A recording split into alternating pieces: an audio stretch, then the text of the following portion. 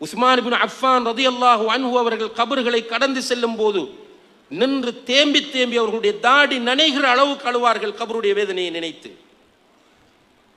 ரசூல் ஸல்லல்லாஹு அலைஹி வஸல்லம் அவர்கள் ஒரு நாள் ஒரு அன்சாரி தோழருடைய ஜனாசா நல்லடக்கத்திற்காக சென்று கபரு தோண்டப்படுகிற போது பக்கத்திலே உட்கார்ந்திருந்தவர்கள் கையிலே ஒரு குச்சி ஒன்றை வைத்துக்கொண்டு நிலத்திலே கீறுகிறார்கள், மேலே பார்க்கிறார்கள், நிலத்திலே கீறுகிறார்கள், மேலே பார்க்கிறார்கள். டென்ஷன்.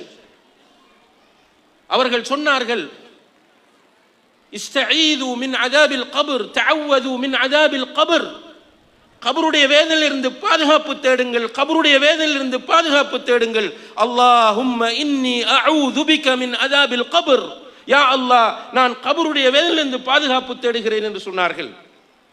ஒவ்வொரு தொழுகையிலும் அத்தஹியாத் ஓதி முடிந்த பிறகு அல்லாஹும்ம இன்னி அஊது பிக மின் அதாபில் கபர், யா அல்லாஹ், கபருடைய வேதனையிலிருந்து உன்னிடம் பாதுகாப்பு தேடுகிறேன் என்று சொன்னார்கள்.